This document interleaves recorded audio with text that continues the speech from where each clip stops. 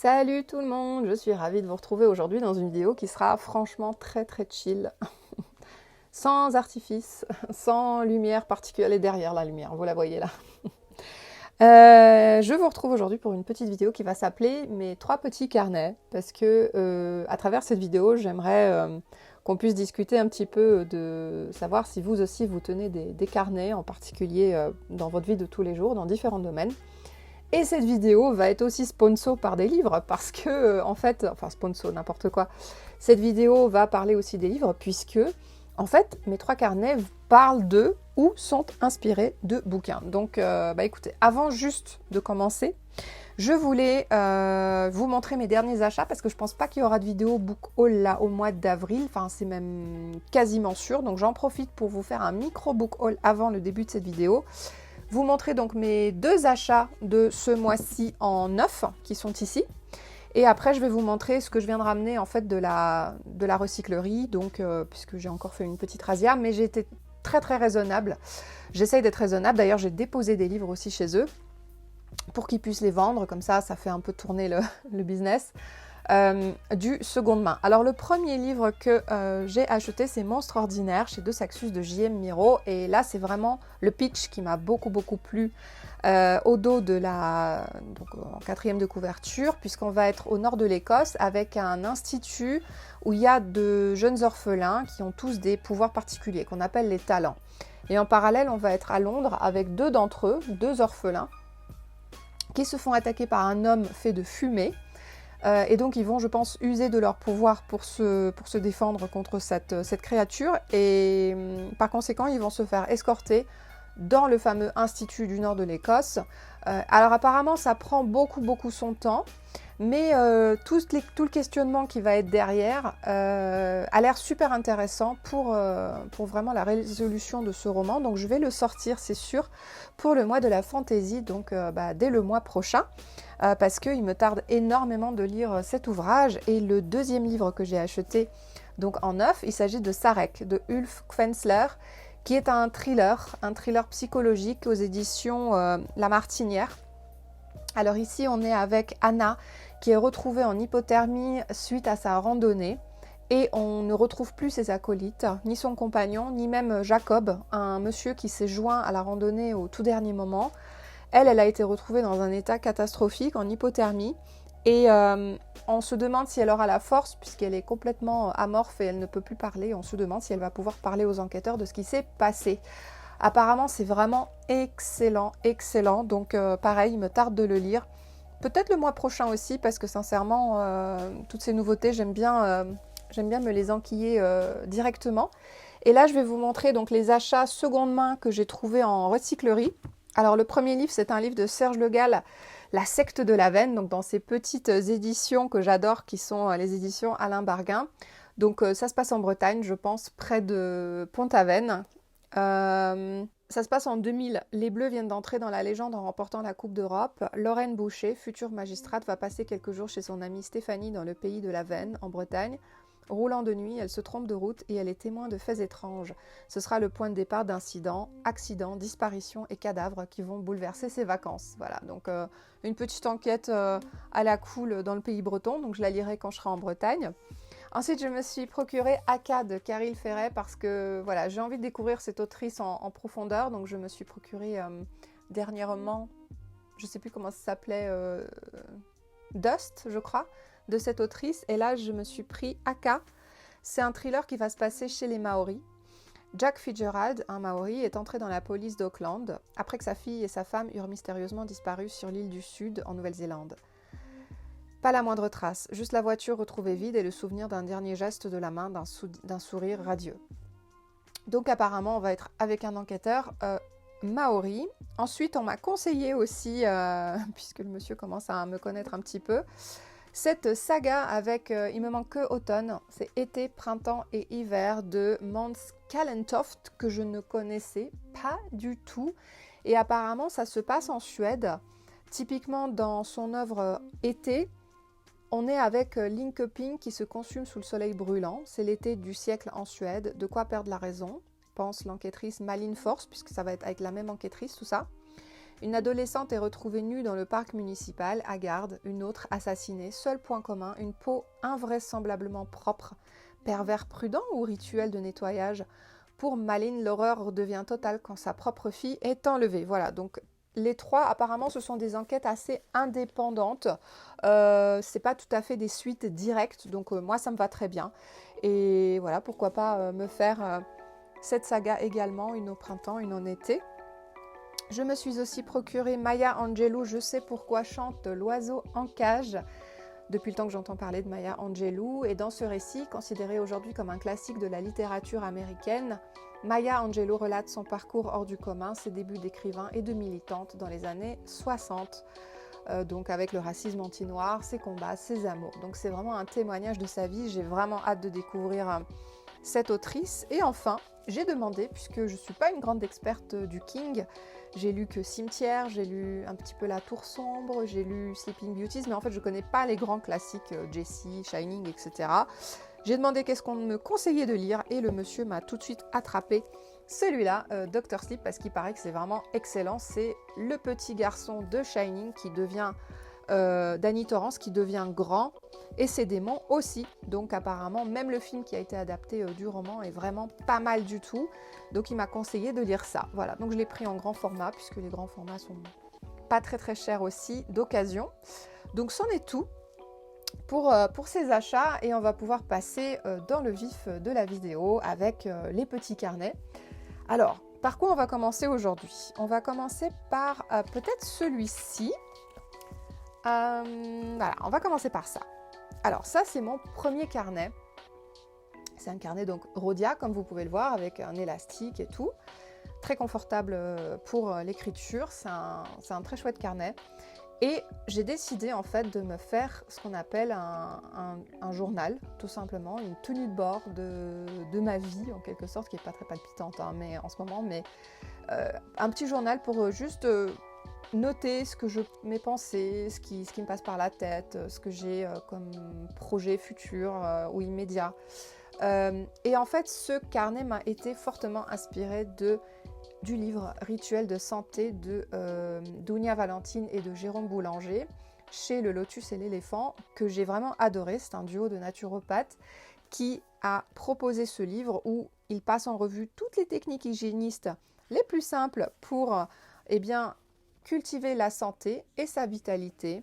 Ça peut passer par les bains froids, les automassages, le sport, la méditation, la respiration, mais aussi, et ça m'a scotché au tout début, la tenue d'un journal. Et c'est vrai que je ne pensais pas du tout à le faire, c'est quelque chose vers lequel je me suis tournée assez rapidement après avoir lu ce livre. Et je me suis dit, mais ouais, en fait, t'es bête, pourquoi tu le fais pas? Parce que ça peut être super sympa. Et selon le bouquin, les bienfaits du journaling, c'est de contribuer à réduire le stress et la charge mentale, améliorer la confiance en soi, prendre du recul et éclaircir ses décisions, créer aussi un espace de totale liberté où on peut laisser place à la créativité et la magie. C'est un outil unique, singulier, parce que c'est le nôtre. Et en fait, je me suis dit, mais Eureka, en fait, c'est ça dont j'avais besoin, c'est vraiment de noter tous les matins ce qui me passe par la tête. Et figurez-vous que depuis le début que je tiens ce journal, ça va faire déjà pratiquement un mois. Au début, c'était assez court. Je notais, voilà, ok, voilà, qu'est-ce que je vais faire aujourd'hui? Allez, go, go, go, on se lève, c'est parti. Et en fait, au fur et à mesure, ça s'allonge. J'écris de plus en plus. J'écris mes rêves. J'écris ce qui me vient par la tête. Voilà, ce matin, par exemple, j'étais assez prolifique. Je note quand je suis contente, je note quand j'ai fait quelque chose, je note quand j'ai oublié de faire quelque chose, je note quand j'ai une bonne interaction avec quelqu'un ou une moins bonne interaction avec quelqu'un. Je note à peu près tout en fait et ça m'aide énormément. Et alors merci vraiment à Dounia et à Jérôme d'avoir proposé de faire du journaling dans ce livre que j'adore, qui me quitte plus. Et parce que c'est vrai que ça m'aide. Ça, c'est une forme... C'est même pas une forme d'exutoire, mais c'est juste pour apprendre à mieux se connaître, en tout cas pour ma part. Pour savoir où j'en suis dans ma vie, pour savoir ce qui me met en joie tel jour. Et c'est un journal que vous pouvez remplir le matin, le soir, le matin et le soir, en fait quand vous voulez. Donc moi, il est toujours sur ma table de chevet et je le remplis systématiquement le matin. Donc parfois le soir, je le complète quand il y a besoin de compléter. Donc vraiment, je vous conseille le livre Rituel de santé pour mettre en place votre petite technique de journaling. Alors dites-moi si vous aussi, vous avez un journal intime. Rien à voir avec le journal intime qu'on avait quand on avait 15 ans, n'est-ce pas? On écrivait qu'on était amoureux d'Harold ou la semaine d'après, on était amoureux de quelqu'un d'autre, de Jean-Pierre. Mais voilà. Le deuxième carnet que je voulais vous montrer dans cette vidéo, c'est un carnet de sport. Et ce carnet-là m'a coûté beaucoup moins cher que le précédent d'ailleurs, parce que celui-là, ça vient de chez Action. Il m'a été inspiré du livre de Chloé Lantier, Sans limite, aux éditions Guérin-Paulsen, un livre que j'adore, un livre sur la force de votre mental dans votre pratique quotidienne ou presque quotidienne du sport.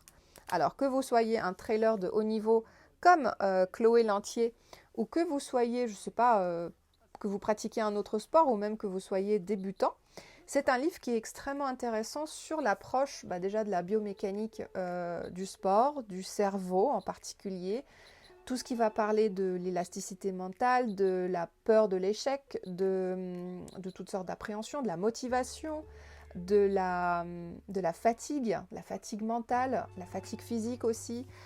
Elle décortique tous les concepts et c'est vraiment ultra intéressant. Ce livre est vraiment très très bien foutu. Bien sûr, tous ces livres, je vous en ai déjà parlé en vidéo et sur Instagram.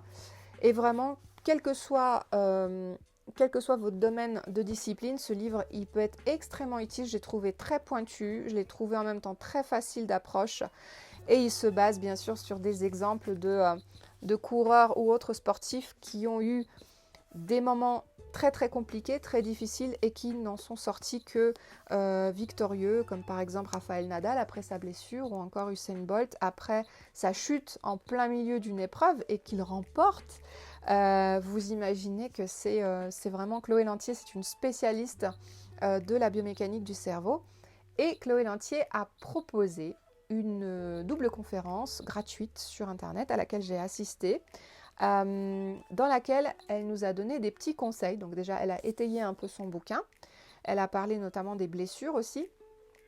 Et elle nous a proposé, elle nous a dit, franchement, si vous faites du sport, tenez votre petit carnet de sport. Alors ça, c'est mon carnet de petite sportive que je suis. Alors, comment il se présente? Eh bien, celui-ci, j'ai un tracker au mois pour noter les jours où je fais du sport. Et ensuite, je suis les conseils de Chloé Lantier de deux façons. Alors, la première, c'est déjà de noter en début de chaque mois, on se fait une espèce de petit jeu, de petit quiz, et on va s'interroger sur, quels sont nos... On va donner des curseurs comme ça, des indicateurs déjà de notre niveau de fitness. Donc moi, j'étais blessée en fait début mars, donc j'ai pas pu faire de sport. Donc déjà, je voyais que mon niveau de fitness, je me suis dit en mars, mon niveau de fitness, il va être nul quoi. Ensuite, le potentiel. Donc le potentiel, c'est ce que vous pouvez donner, ce que vous pouvez délivrer ce mois-ci. Donc moi, avec une cheville gonflée comme ça, je ne pouvais pas donner grand-chose. Consistency, c'est votre... régularité, alors ça c'est mon gros point noir en fait, et c'est pour ça que je tiens ce cahier, c'est vraiment pour la régularité. Donc je savais que je n'allais pas pouvoir être régulière parce que j'avais d'autres projets, j'avais d'autres choses à faire, et je savais que ça n'allait pas être le point fort du mois de mars. Et puis Love for Training, vous pouvez aussi marquer Loath for Training, donc si vous n'avez pas envie de faire du training, mais moi c'était Love, parce que je préfère le verbe Love. Et donc là, bien sûr, j'avais très très envie de m'entraîner. Ah pardon, j'ai oublié Dedication. Dedication, c'est tout ce que vous allez mettre en œuvre, tout ce que vous allez déployer pour réussir, en fait, dans votre pratique sportive. Donc, le temps que vous allez y consacrer, peut-être de l'argent aussi, peut-être acheter des nouvelles baskets, prendre du temps pour noter dans le cahier, etc., etc. Donc, Dedication, c'est ça. Et Love for Training, c'est votre amour du training, à quel point vous avez envie là. Vous avez envie d'être dans la nature ou en salle pour faire du sport en fait. Donc Chloé Lantier nous a dit en début de chaque mois, vous allez vous donner une estimation de ce que vous pensez délivrer ce mois-ci. Et en fin de mois, vous allez tout simplement comparer avec ce que vous avez pu faire, comment vous vous sentez à la fin du mois. Et ensuite, à chaque sortie, alors je vais vous montrer un peu les dernières sorties, À chaque sortie, vous allez rentrer, tout simplement, vous allez tenir un carnet de votre activité physique. Donc, avec la date, typiquement s'il y a une heure de réveil ou pas, parce que n'oubliez pas que Chloé Lantier, c'est une coach mentale de sport. Donc, vous allez noter en fait si vous avez besoin de vous réveiller pour aller faire une activité, parce que Chloé, par exemple, elle s'entraîne très souvent à 5 h du matin. Elle se lève à 5 h du mat pour aller faire son jogging, parce qu'à 8 h, elle doit être au boulot. Et puis, du coup, ça peut être intéressant de faire votre tracker d'activité, de votre journal de sport en fait, avec pourquoi pas des petits curseurs. Alors moi, les miens, ils m'appartiennent qu'à moi, mais vous pouvez faire les mêmes. C'est l'envie d'y aller, la forme avant, la forme pendant, la forme après. Vous pouvez y ajouter la douleur, vous pouvez y ajouter tous les curseurs, les indicateurs que vous voulez. Moi, j'aime bien partir que là-dessus, parce que si je parle de douleur, déjà, on met l'accent sur quelque chose et c'est comme ressasser, etc. Moi, j'aime pas. Donc les douleurs, je les note en commentaire à droite. Mais en tout cas, je note uniquement mes activités de course à pied et de vélo. Je note absolument pas tout ce qui est yoga, natation, randonnée, etc. Je note vraiment que la course à pied, trail et vélo, parce que le reste, c'est pas la peine, c'est une autre façon de travailler ses muscles, etc. Donc j'ai pas envie de saturer mon carnet. Je veux vraiment me concentrer sur mon sport principal, qui est la course à pied, avec son principal cross-training, qui est pour moi le vélo. Donc pour moi, c'est un carnet qui est extrêmement utile, et il m'apprend aussi à être indulgente avec moi-même, à être résiliente avec moi-même, et à me dire, ok, là j'ai freiné, là j'y suis allée mollo, pourquoi j'y suis allée mollo, comment je me sentais, est-ce que j'avais des douleurs pendant la course, etc. ou après la course. Et globalement, est-ce que j'ai eu du mal à me réveiller aussi, donc si je dois me réveiller pour aller faire telle ou telle activité. Donc très très très utile ce carnet. Pour le moment, qu'est-ce qu'il m'apporte ? Eh bien pour l'instant, ce carnet m'apporte vraiment d'apprendre à me connaître davantage, à avoir un tracé, un tracker de mes sports, parce que certes, j'ai aussi Strava, etc., Garmin, j'ai mon plan d'entraînement, mais ça, en plus, ça me permet vraiment, et j'aime beaucoup ça, de noter tout ce que j'ai ressenti pendant une activité. Si j'étais dans la kiffance totale ou si j'étais dans le dur. Ça me permet de voir aussi, par exemple, que je ne varie pas suffisamment mes entraînements. Donc ça peut être aussi un excellent indicateur de vos entraînements. Maintenant, si vous n'avez vraiment pas le temps, vous avez très peu de temps pour faire un carnet de course à pied ou un carnet de sport, et ce que je vous conseille, c'est prendre votre agenda, si vous en avez un, et tous les soirs après votre journée, vos rendez-vous, tout ça, de noter en bas. Moi, c'est ce que je faisais, je notais ici, dans cette partie blanche, je notais les sports que je pratiquais avec un coup de feutre de chaque couleur par sport. Donc, je mettais un petit trait quand c'était course à pied, du vert quand c'était du vélo, etc. Si c'était du stretching, c'était du jaune, enfin, j'en sais rien. Et vous allez comme ça, d'un coup d'œil, voir sur votre semaine les activités sportives que vous avez faites cette semaine. Donc ça aussi, c'est hyper intéressant pour avoir un suivi, pour avoir un tracker et voir, ok, cette semaine-là, j'ai rien foutu, cette semaine-là, j'ai bien travaillé. Ça, c'est typiquement mon problème. C'est vraiment la consistency, comme disent les Américains. C'est vraiment la régularité, en fait, que j'ai du mal, parce que j'ai tendance à y aller un peu fort. Et après, la semaine d'après, je suis fatiguée et donc je suis en récupération. Voilà donc pour ce deuxième carnet. J'espère que ça vous parle. Peut-être que vous avez déjà un suivi d'activités sportives chez vous, sous forme de carnet comme ça. D'ailleurs, ce carnet peut aussi être un excellent outil pour tout simplement planifier aussi votre entraînement, si vous le faites vous-même. Et ensuite, pour le dernier carnet, celui dont je voulais vous parler aussi, c'est le carnet de lecture de Séverine, de la chaîne Il est bien ce livre. Donc c'est un carnet qui est trouvable sur Amazon, qui est très complet, qui représente bien Séverine avec toutes ses citations, ses livres fétiches, avec tous les sons, les playlists, les wishlists que vous pouvez noter. Et bien sûr, il y a donc des fiches pour noter toutes vos lectures que vous venez de réaliser. Alors voilà où sont mes fiches, il y en a à peu près 200 fiches. Voilà, ça ce sont mes dernières lectures. Et vous avez aussi des trackers, puisque vous pouvez colorier le nombre de pages lues par jour. Vous pouvez lister vraiment toutes vos lectures et participer à des tas de jeux. Alors c'est le seul bémol en fait de cette vidéo, c'est que ce carnet-là, pour moi, il est un petit peu chronophage. Alors je remercie tout de même Gwen de me l'avoir offert pour Noël dernier. J'ai immédiatement, dès le mois de janvier, commencé à l'utiliser, mais pour moi, c'est trop d'efforts. Colorier systématiquement le nombre de pages lues par jour, je trouve ça vraiment chronophage et en réalité, je m'en fous un peu. Savoir que j'ai lu 50 pages ou que j'en ai lu 300, je m'en fiche complètement. J'ai aussi... alors ça me challenge un peu, mais c'est tout. Je trouve que là, noter le résumé ou l'avis sur le livre, à chaque fois, c'est un peu... ça sert à rien en fait, puisque de toute façon, je me souviens quand même globalement de quoi parlait mon livre et que je les présente en vidéo et sur Instagram assez rapidement. Et c'est là que le bas blesse, c'est que vraiment, j'ai déjà tellement de boulot autour des livres, entre les chroniques Instagram, vous en parlez en vidéo, pourquoi pas aussi parfois en vlog, et puis voilà, prendre la photo du bouquin et tout. C'est très chronophage. Alors j'ai pas le temps en plus de colorier, de participer à des jeux, etc., de cocher des machins dans ce cahier que je trouve en plus assez volumineux, assez lourd. Alors je commence tout doucement à me tourner vers mon premier amour, qui est mon carnet que j'ai depuis 2019 en fait, qui est mon cahier de lecture. Et dans ce carnet, j'ai retranscrit tout simplement tout ce que j'ai lu depuis l'année 2023, depuis janvier, avec des petits cœurs à côté, c'est tous les coups de cœur, je les vois d'un coup d'œil. Donc je disais, je me contente simplement de continuer à faire ce que je faisais avant, à savoir noter juste le titre et l'auteur, pour juste comptabiliser le nombre de livres que j'ai lus, faire un petit dessin qui correspond au mois en cours, et c'est tout en fait. J'ai pas du tout eu d'envie de faire plus que ça, et je pense que ce cahier, même s'il est vraiment cool, il peut être vraiment cool pour les gens qui suivent Séverine au quotidien sur Twitch, dans les Read With Me, qui lisent avec elle, on continue, etc.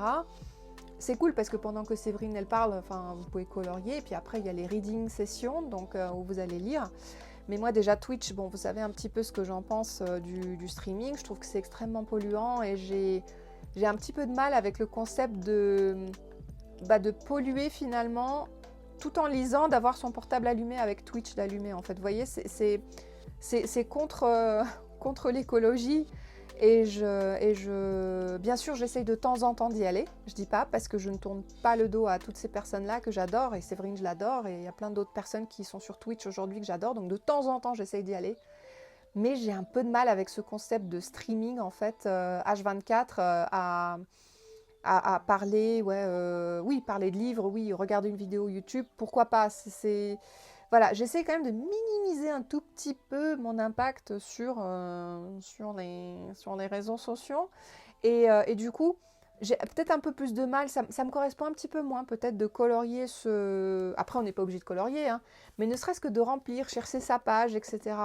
Là, vraiment, d'un coup d'œil, je suis sur ma page, je note le titre et voilà, quoi. Déjà que je les note sur Livre Addict, que je fais mes posts Insta et tout, ça me prend du temps. Voilà, pour moi, c'est peut-être finalement le carnet le plus contraignant, alors que finalement, c'est un carnet de lecture. C'est peut-être celui-ci, mais vraiment, je vous encourage quand même vivement à tenir un petit cahier de lecture. Pourquoi pas celui-là, si vous voulez quelque chose de ludique. Et sinon, tenir votre propre cahier de lecture, parce que... ça aide, ça nous permet de nous challenger, et puis c'est vachement chouette. Et puis dites-moi si vous avez déjà regardé mes vidéos qui parlent de Chloé Lantier ou qui parlent de rituels de santé. C'est deux merveilleux ouvrages qui m'ont vraiment aidée, autant pour la pratique du sport que en tant que future naturopathe et en tant que aujourd'hui personne qui veut vraiment prendre soin de sa santé et de sa vitalité, parce que en plus, ils m'aident à titre personnel, mais je pensais être en pleine vitalité, mais en fait, pas du tout. Donc voilà, donc ça me permet moi aussi de me retrouver, de pratiquer les techniques hygiénistes aujourd'hui. Je crois que j'ai dit aujourd'hui 5 fois dans la phrase, mais c'est pas grave. Et ces carnets m'apportent énormément. Donc n'hésitez pas vous aussi à me dire si vous en avez, si vous avez un tracker pour le sport, si vous avez, qu'est-ce que vous utilisez comme tracker pour le sport, si vous avez un carnet de lecture, bien sûr, pour répertorier toutes vos dernières lectures, ainsi qu'un journal intime, quel que ce soit le sujet dont il parle. Peut-être que vous avez un cahier de récupération si vous êtes par exemple en maladie chronique et que vous voulez voir la progression de votre guérison. Peut-être que vous tenez un carnet où vous notez uniquement et exclusivement vos rêves. Voilà, n'hésitez pas à me le dire en commentaire, ça m'intéresse beaucoup de voir ce que ça vous apporte à vous. Et ça m'a fait très plaisir de faire cette petite vidéo. Chill, mon thé est froid, mais c'est pas grave, je vais aller m'en faire un autre. Et je vous embrasse très très fort. Je vous retrouve prochainement pour une nouvelle vidéo qui sera un point lecture, parce qu'alors j'ai monstre de livres à vous présenter. Gros bisous, bon week-end à vous, bye.